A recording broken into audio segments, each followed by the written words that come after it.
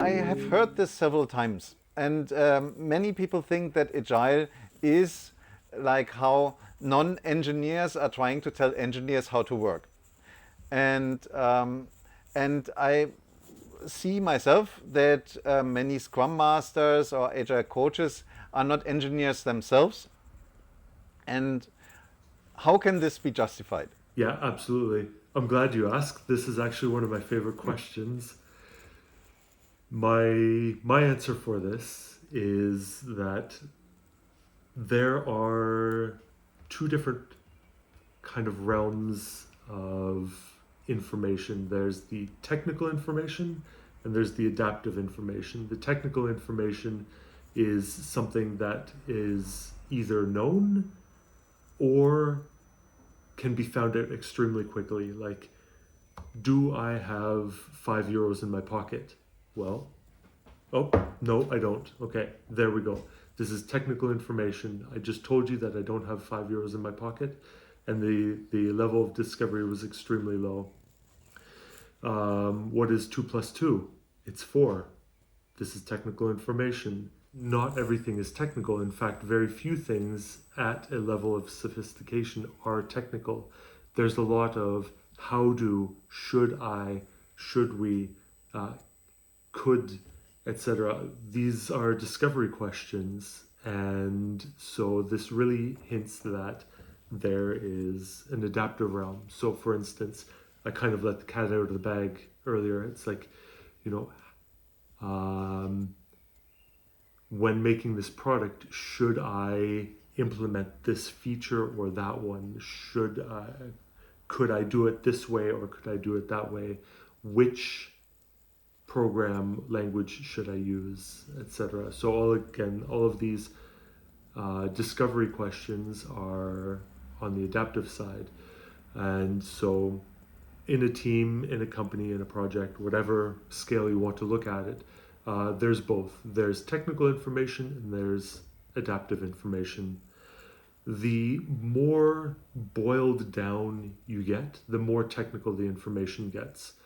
For instance, at the team level, it might be clear that in order to write this one feature, you need to do this certain thing because this is how it's been done throughout the rest of the project, and you just need to follow along with that. Meanwhile, how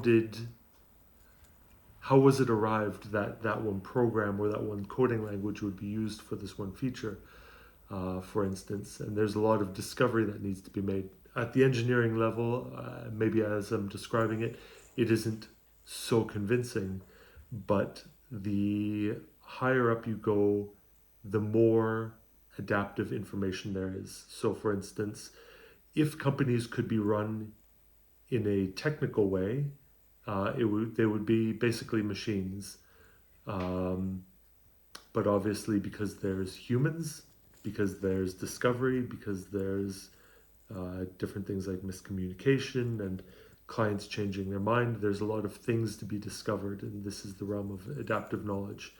And so the engineers are roughly the technical specialists. They know how to tinker with the machine to make it work. And the agile coaches or whatever, they're roughly the adaptive backbone. And so those two working together should make a very powerful combination.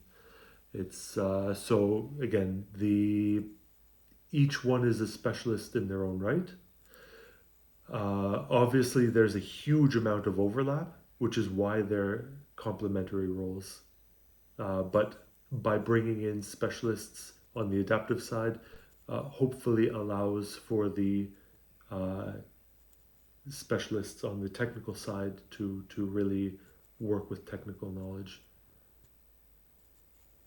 Okay, thanks a lot.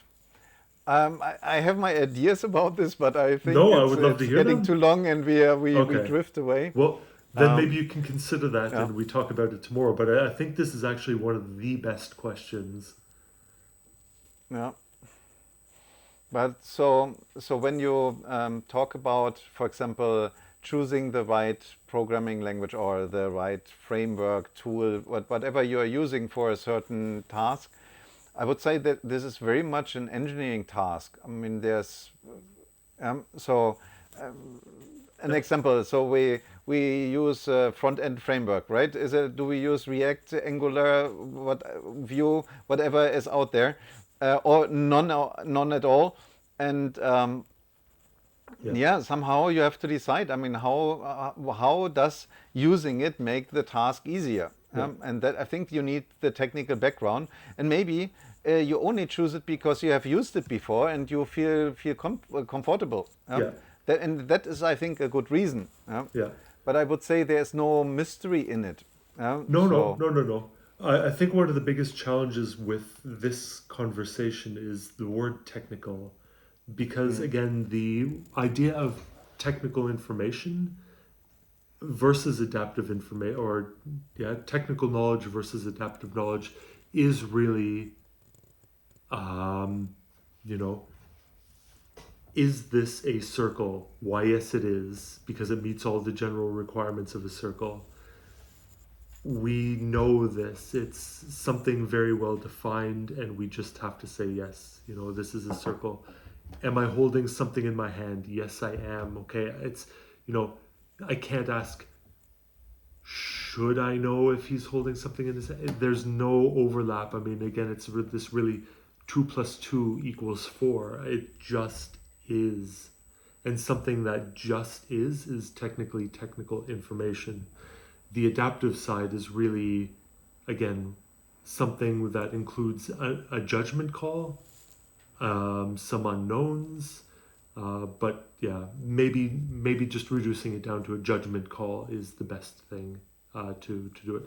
But so using those two definitions, it's really really difficult to not mix up the definition of technical in that sense with the idea of engineers and their work, and it really gets muddy. So maybe tomorrow I should come up with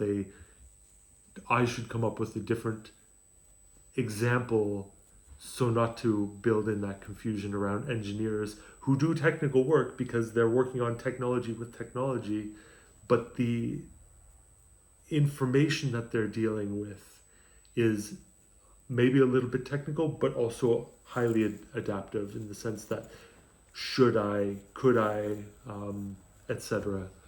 How do I, etc. I mean, there's a lot of judgment calls to be made, and that's the adaptive side. And so, if you want to look at the overlap between the engineers and the scrum masters, it's not like, or the technical and the thing, it's not like, a really small overlap like that. Hold on. It's not a small yeah, overlap. They're 99.9% overlap. Yeah, yeah, but still, it's worthwhile having um, adaptive specialists, especially when things are going at scale. Another way of looking at this is, uh, I don't necessarily want to talk about administration, but I mean, it might be a good example where, you have administrative specialists who also do that, because as an engineer, you need to file your travel reports and your different company expenses or whatever. You do need to do some administrative work, but it's very little compared to the grand scheme of the administrative work, because we have administrative specialists who take all of that weight off of the engineer's hand. And so it's really kind of parallel to it should be parallel to how the whole coaching thing goes, where there's a lot of judgment calls, again, more so, less at the team level, less at the project level, but more at the company level, and the how different projects relate. There's a lot of should we kind of questions, um, and the importance of having the agile coaches there, or scrum masters, whatever, is by making sure that all levels of the company are represented in those questions. Because if you don't have the scrum masters or the agile coaches working with the engineers or the teams, the adaptive questions are really just left to the executive board. And they're like, well, how do we make this company more effective? Well, Office, we do safe because that's how it's done. But by disconnecting the engineers from the CEO, for instance, in the adaptive sense, then you're really harming the whole company. And this is what's at the heart of the matter. Okay, so thank you very much. Was a pleasure to talk to you. Yeah, it was a pleasure, as always.